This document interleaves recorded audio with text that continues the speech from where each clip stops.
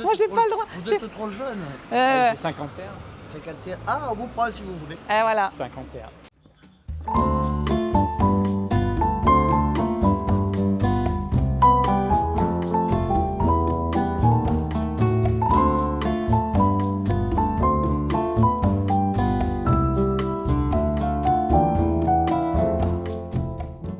Ça fait presque 20 ans que j'habite au Mattel, donc souvent je dis en fait que j'ai vécu ma vie d'adulte ici, puisqu'en fait je m'y suis mariée, j'ai eu mes enfants, j'ai installé mon entreprise, très engagée dans le milieu associatif.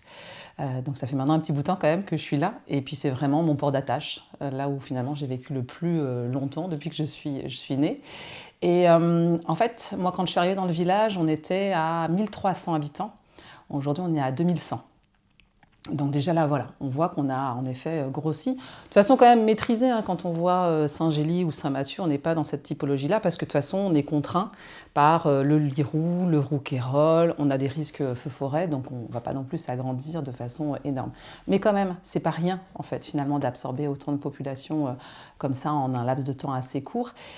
Et je dirais que ce qui a peut-être changé, c'est qu'on voit bien pointer le risque de devenir un village dortoir, puisqu'on va de plus en plus vers Saint-Gély, vers Montpellier, les gens y travaillent. Donc en effet, il y a quand même un système pendulaire qui se met en place où les gens vont au travail, ils rentrent chez eux, et puis c'est tout. Et donc c'est évidemment ce qu'on veut éviter quand on est un village rural.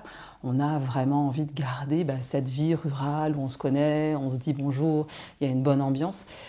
Et puis l'autre point aussi, c'est que moi j'ai vraiment envie d'insister sur le fait qu'on est un village rural, on est un village agricole, on est un village viticole, et que ça aussi c'est super important de pouvoir préserver cette identité, quoi.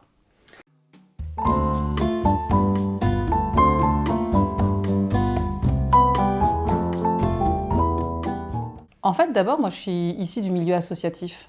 J'ai toujours été hyper engagée, je l'ai raconté, quand j'étais petite, moi j'étais déjà déléguée de classe. Après, quand je suis devenue journaliste, j'étais déléguée du personnel, je suis devenue vice-présidente du club de la presse, j'ai créé des associations pour la question de l'alimentation des enfants. Ici, au Mattel, j'étais parent d'élèves élus. Donc en fait, c'est presque une trajectoire normale. Quand on veut être utile, au bout d'un moment, on se pose la question de où est-ce qu'on peut être utile. Donc il y a les associations, il y a les réseaux. Par exemple, j'appartiens au réseau des femmes chefs d'entreprise de l'Hérault. Et puis il y a aussi, en effet, le champ politique, celui d'un village. Et c'est vraiment moi ça qui m'a guidée, en fait, de me dire qu'est-ce que moi je peux faire à mon échelle, qu'est-ce que je peux faire avec les compétences qui sont les miennes, avec mon équipe. Et quand on aime son village, à un moment ou à un autre, on se dit est-ce que finalement je pourrais pas mettre tout ça au service du village? Et donc c'est ce que j'ai décidé de faire. C'est vraiment un parcours qui me paraît complètement naturel.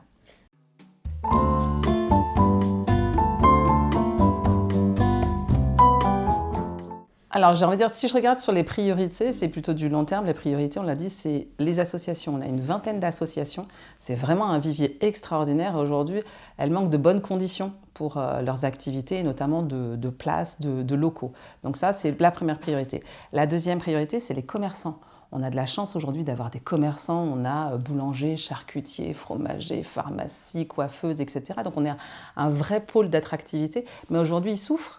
Ils souffrent comme tout le monde. Aujourd'hui, le champ économique est vraiment sinistré. Donc, il faut absolument qu'on arrive, un, à les soutenir. Deux, quand ils veulent changer de locaux ou avoir des locaux meilleurs, essayer de les aider de ce point de vue-là. Donc ça, c'est la deuxième priorité. Et la troisième priorité, c'est la question du logement. C'est-à-dire qu'aujourd'hui, il s'agit en effet d'accueillir des habitants, mais surtout de faire que ceux qui veulent rester ici, ils puissent rester. Et nous, aujourd'hui, on n'a pas de logement adapté pour cela. C'est-à-dire on n'a pas de logement adapté pour les personnes âgées, par exemple, qui ne veulent plus de grandes propriétés à entretenir. Sur, par exemple, les familles qui divorcent, aujourd'hui, on ne peut plus garder la maison ensemble, mais on ne peut pas faire du locatif. Sur les gens qui sont aujourd'hui aussi en difficulté sociale. Et en fait, on a une offre de logement qui est pauvre, dans le sens, elle n'est pas très importante, et en plus, elle ne correspond plus aujourd'hui aux besoins de la population. Donc la priorité, c'est vraiment de faire que ceux qui aiment ce village et qui ont envie d'y rester, ils puissent y rester.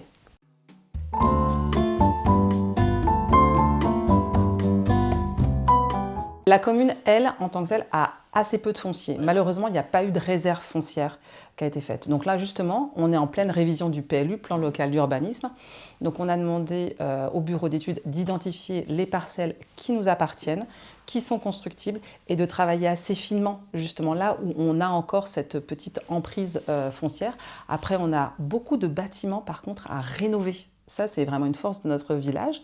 Donc là aussi, on peut peut-être imaginer des choses. C'est un travail par exemple avec l'EPF, l'établissement public foncier. Alors oui, en effet, on travaillera avec l'établissement public foncier, on travaillera avec l'État, on travaillera aussi avec les promoteurs privés, il ne faut pas en avoir peur. Je veux dire, on peut être vraiment en contact avec eux à partir du moment où c'est nous qui posons le cadrage. Si en plus on est propriétaire du foncier, c'est mieux. Mais voilà, c'est à la fois du public, à la fois du privé. Aujourd'hui, on fait vraiment un travail de dentelle en fait. C'est-à-dire qu'on voit qu'on a ce qu'on appelle des dents creuses dans notre village. Donc la question c'est quand ça appartient à des propriétaires privés, au vu aujourd'hui du prix du foncier, on n'a sans doute pas la capacité, nous, de l'acheter. Donc en effet, typiquement, l'EPF peut nous aider à réaliser certains projets. En tout cas, on l'espère.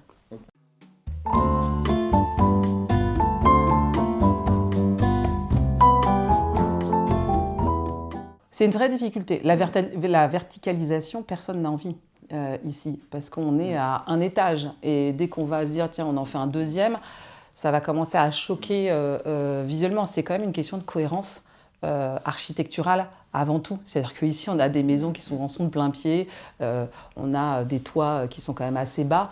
Donc c'est vrai qu'on n'a pas envie du tout d'aller vers ça parce que ça ne correspond pas du tout à nos types de villages. En revanche, ce qui est sûr, c'est qu'il faut qu'on travaille aujourd'hui sur des parcelles, même si ça ne fait pas plaisir, qui sont plus petites. Aujourd'hui, c'est fini, en effet, la villa avec la grande piscine et des hectares à côté.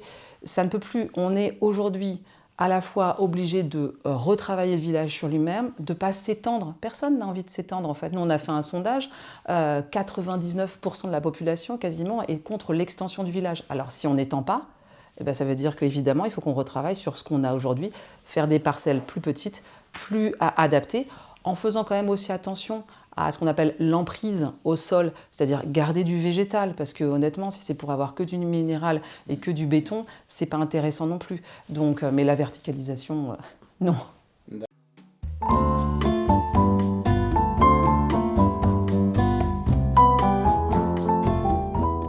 D'abord, je suis heureuse. Quand les gens me demandent alors comment ça va, je dis que je suis heureuse. Évidemment, je pourrais dire oh là là, vous savez, c'est fatigant, j'ai énormément de choses à faire, mais d'abord, je suis heureuse. J'ai voulu être là où je suis et je me sens complètement alignée avec cette idée d'être utile pour la population. Après, évidemment, c'est énormément d'urgences à gérer, beaucoup de choses à mettre en place, mais bon, voilà, on a une équipe et on s'était préparé à ça. Après, ce qui peut peut-être me surprendre, c'est des choses comme le parapheur. C'est-à-dire que tous les jours, j'ai un parapheur avec des documents à signer, puis alors sur tout un tas de sujets. Et tous les jours, il faut parapher. Donc ça fait presque un peu comme dans les films, là où on voit les présidents arriver avec des blocs comme ça. C'est un peu ça quand même. Même au Mattel. Même au Mattel. Honnêtement, la simplification administrative, c'est pas pour maintenant. Et le papier, ça reste bien présent.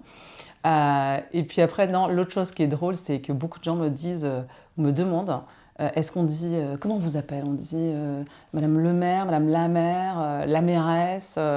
Alors la mairesse non, hein, parce que dans le vieux français, la mairesse c'est la femme du maire, donc surtout pas. Et c'est vrai que je dis à tout le monde que je veux qu'on m'appelle Madame la maire. Alors des fois on me dit ah mais c'est un peu étrange quand même. Alors je dis bah oui mais en fait le président, la présidente, le député, la députée, le sénateur, la sénatrice, le maire, la maire. C'est pas une revendication, c'est juste qu'on n'est que 22% de femmes maires. Donc, il y a un moment ou un autre, ben voilà, il faut l'affirmer que c'est une fonction qui peut être féminisée et puis donner finalement envie à des femmes, aux petites filles, à un moment ou à un autre, de se lancer. Donc ça, c'est bien.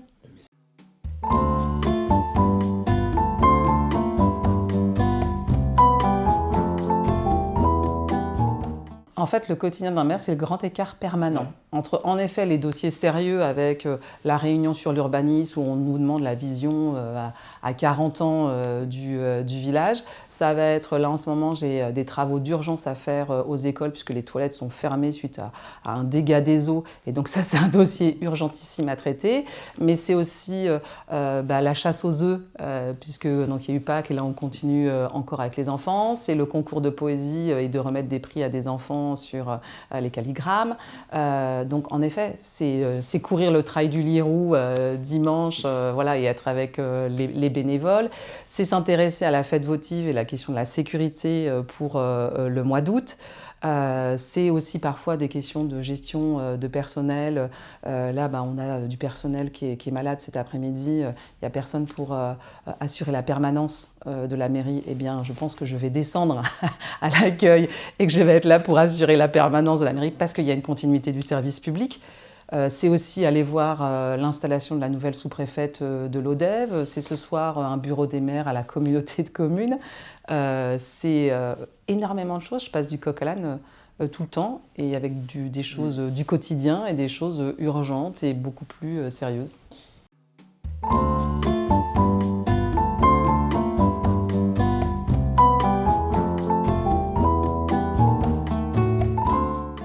Nous, en fait, ce que dit l'enquête publique, c'est que le premier village qui sera impacté par l'extension de la carrière de Murles, c'est les Mattels. Voilà, c'est pas Murles, puisqu'en fait, la carrière est vraiment en limite de sortie de Murles et juste à côté en fait d'habitation. Chez nous, il y a un hameau qui est vraiment à quelques mètres de cette carrière. On sera impacté pour la question des camions qui passent, par la question des poussières et surtout ce qui nous inquiète, c'est la question environnementale. On est dans un endroit absolument préservé, la garrigue, et la question de l'eau. En dessous, en fait, il y a de l'eau et c'est cette eau qui sert ensuite à alimenter Montpellier. C'est pour ça d'ailleurs que la métropole de Montpellier et la régie des eaux de Montpellier ont donné un avis défavorable à cette carrière, donc on est très soutenu. Et en fait, ce qui s'est passé, c'est que quand le sujet est sorti, l'enquête publique, elle a commencé plein été. Donc personne n'était vraiment au courant, pas très mobilisé. Le sujet est venu en conseil municipal au Mattel mi-octobre. La plupart des conseillers municipaux n'étaient pas du tout au courant. Ce qui fait que sur 19 conseillers municipaux, il y en a 13 qui se sont abstenus. Il y en a 5 qui ont voté pour et un qui a voté contre. Donc en fait, la délibération était favorable, puisque l'abstention, ça ne compte pas en fait. Donc on s'est retrouvé avec un vote pour au Mattel, alors qu'en fait, quand il y a eu de la mobilisation après des habitants et de différentes autorités, tout le monde voyait bien qu'il y avait un énorme problème.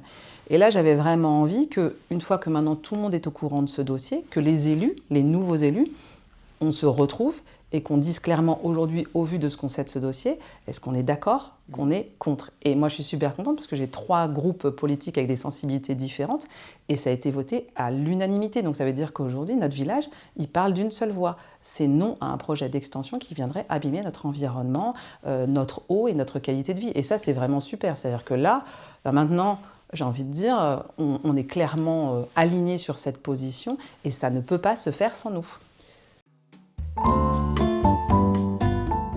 Administrativement parlant, donc en fait, Lafarge, puisqu'en fait c'est le groupe Lafarge qui est derrière Languedoc Granulat, a retiré son projet début mars, mais de toute façon, on va devoir en reposer un très très rapidement, avant fin mai, début juin, puisqu'en fait, sinon, même leur exploitation ne peut plus se poursuivre. À l'origine, en fait, c'était juste une demande de renouvellement de l'exploitation. Et eux, en fait, ils en ont un peu profité pour dire, bon, on va renouveler, mais en plus, on va s'agrandir, on va approfondir. Et c'est là où, en effet, ça a posé un véritable problème. Donc, c'est pour ça qu'on est vigilant. C'est pour ça que là, le président de la communauté de communes du Grand Pic Saint-Loup, le nouveau président, m'a dit, OK, pour cette motion, allez-y. On doit essayer de rencontrer la préfète sur ce sujet-là, parce que c'est même pas un sujet de Murles ou des Mattels, c'est un sujet Grand Pic Saint-Loup. Qu'est-ce qu'on veut pour notre territoire? À un moment ou à un autre, si on accepte ce projet-là, ça ne s'arrête plus. Nous, on veut vraiment préserver notre environnement.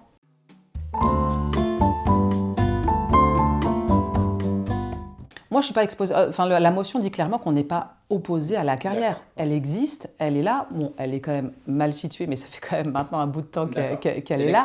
C'est l'extension, oui. Aujourd'hui, il y a des besoins. Il y a des besoins aujourd'hui pour construire, que ce soit les immeubles, les routes. C'est l'argument de l'UNICEF. Oui, et c'est de l'activité économique aussi. Donc, ça ne pose pas de souci. En revanche, développer une activité économique en mettant en péril la question de l'eau, de la pollution de l'eau, et puis on nous parle en plus de déchets inertes, donc maintenant d'enfouissement de déchets inertes, ça commence à faire beaucoup.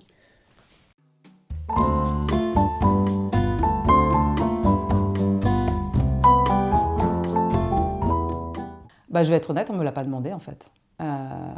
Les critères qui ont été posés par Jérôme Lopez, qui était candidat et qui aujourd'hui est président, il était l'unique candidat, était clairement de dire s'il y a des vice-présidents sortants qui veulent continuer, ils continuent.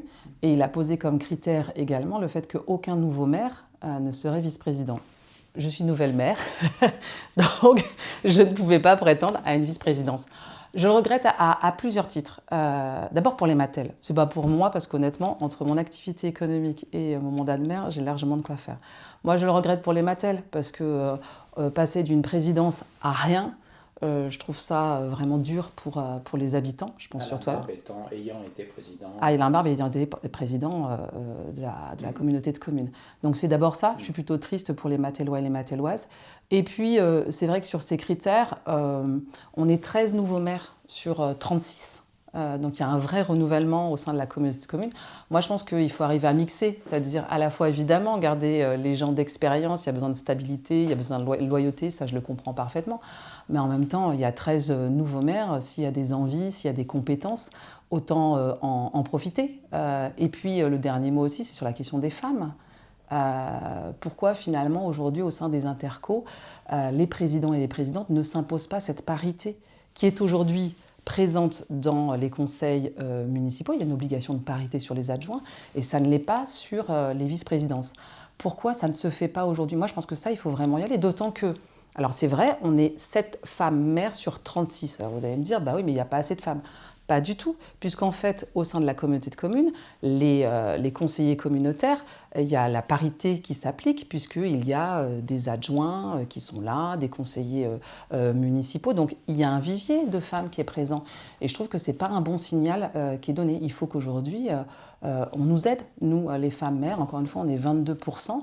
S'il y a des femmes qui ont envie, qui ont des compétences et qui ont envie, en effet, de se lancer sur la communauté de communes, il faut y aller, quoi. Il faut nous aider sur ce point de vue-là.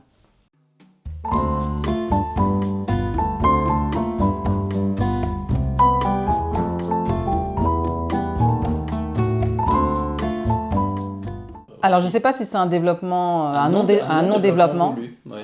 Je ne sais pas si c'est un non-développement voulu, mais en tout cas, je pense qu'il faut y aller sur le tourisme.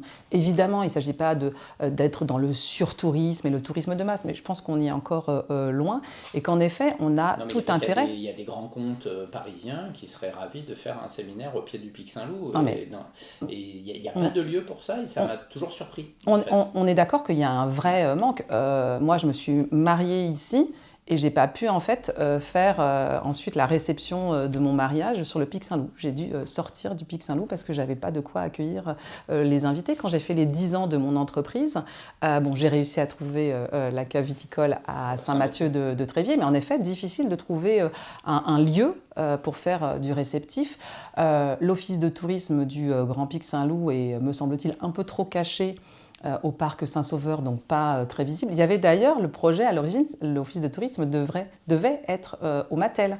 Donc moi je suis partante pour accueillir un point info au Mattel sur le tourisme, surtout qu'on a beaucoup de choses à voir ici. On a un village médiéval absolument fabuleux, les gens vont se balader au Bois de Lec, on est à côté du Pic Saint-Loup, enfin franchement il faut développer ça.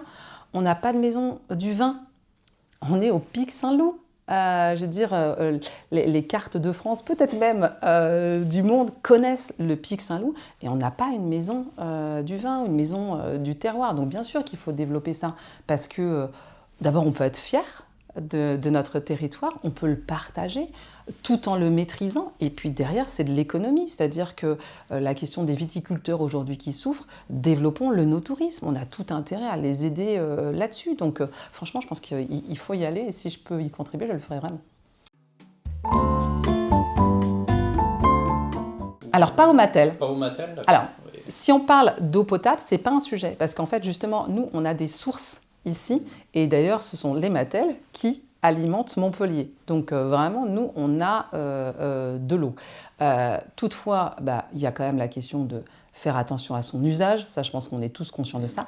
Il y a la question de la préservation de sa qualité, la question de ne pas polluer l'eau dont on a besoin. Et puis on a par contre un problème, c'est la question de l'eau brute. Moi je pense à nos viticulteurs. Aujourd'hui, on sait très bien que malheureusement il faut commencer à irriguer les vignes. Et en fait, moi, ils n'ont pas accès à l'eau brute. Alors, ils en parlent souvent ici, en fait, notamment, le tuyau de BRL s'arrête aux portes des Mattel et ils n'ont pas d'eau pour pouvoir irriguer. Donc ça, ce sont des vrais sujets. Plutôt il y a pas un projet d'extension sur le Pic Saint-Loup, je crois, du réseau BRL. En tout cas, c'est un truc sur lequel on va devoir travailler, ça c'est sûr. Parce qu'aujourd'hui, encore une fois, je l'ai dit tout à l'heure, on est un village viticole, on a encore 6 viticulteurs installés ici. Donc on a vraiment envie de les soutenir et ça passera par là.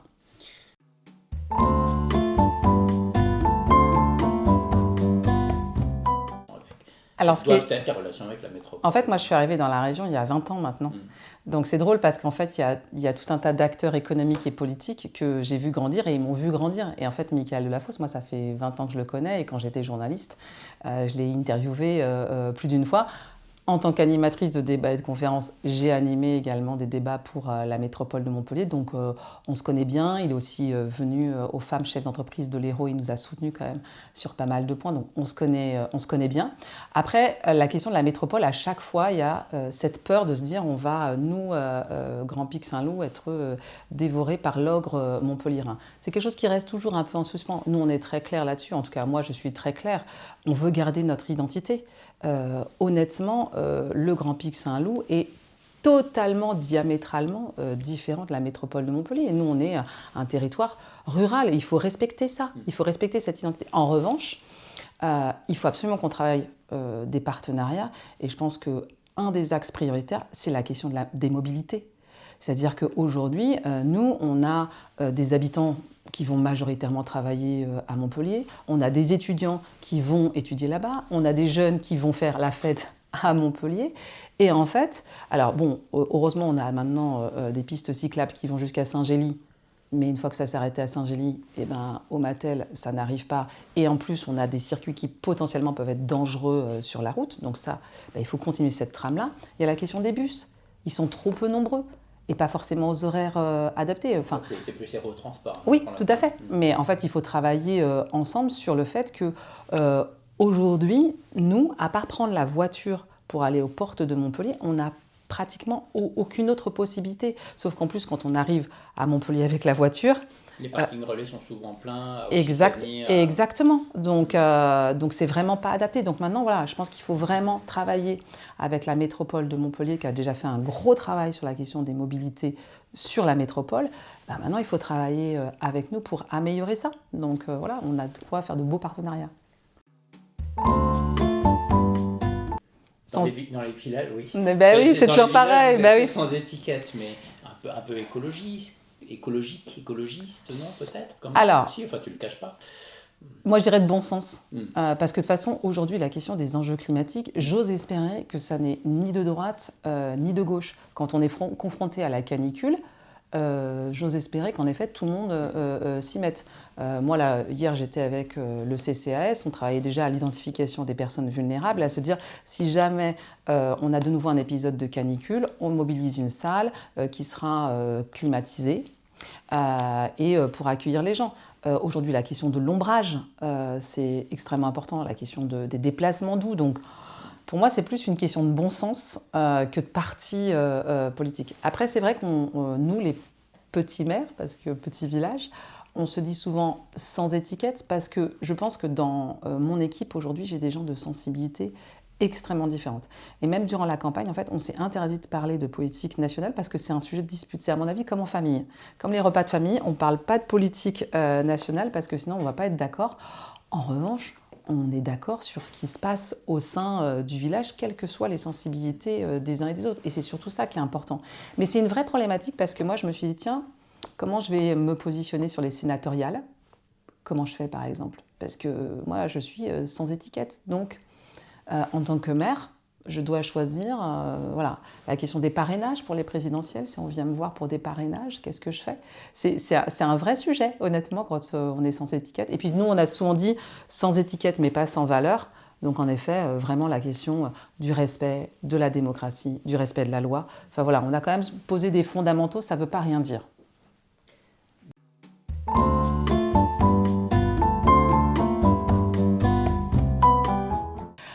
Moi, je pense que j'ai eu de la chance d'être journaliste pour devenir maire, parce que je vois vraiment des points très forts. D'abord, dans tous les cas, on est des acteurs de la démocratie.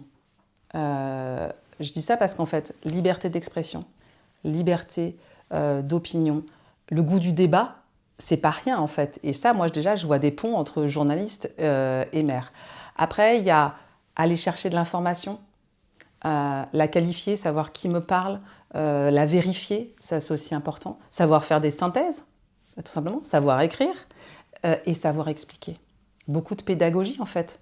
Ça c'est extrêmement important. Quand moi je fais un conseil municipal, là les 2 premiers, j'essayais vraiment d'expliquer de façon très simple aux gens des mécanismes qui peuvent paraître très complexes. Donc ça c'est important. Et puis peut-être je dirais la pugnacité. Le fait qu'on lâche rien. Moi, je me rappelle quand j'étais journaliste et que j'avais un dossier que j'arrivais pas à trouver des informations, et ben j'y allais, je passais plein de coups de fil et je lâchais pas. Je pense que ça, c'est une grande, grande force quand on devient maire. Et tu continues tes activités d'animation de débat, d'animation et de rédaction et de conseil. C'est important pour toi de continuer ce quotidien professionnel aussi. Ouais, c'est très important parce que maire, c'est pas un métier.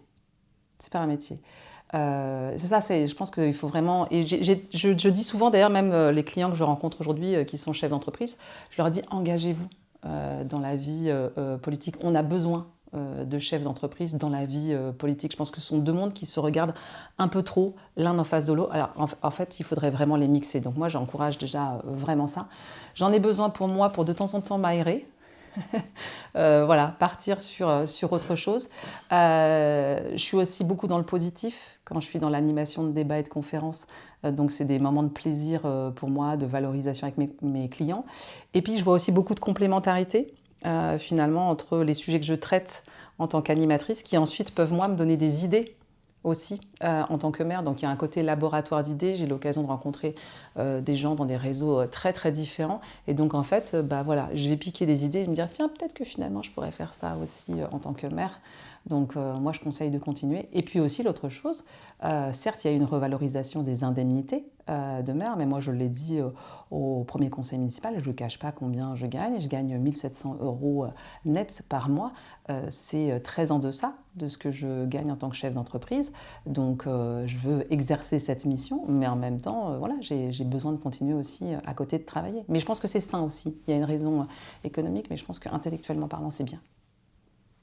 Gwenaëlle Garlavé, merci. Merci de à nous vous. avoir reçus ce matin merci. dans la mairie des Mattel. Merci beaucoup pour les indiscrétions.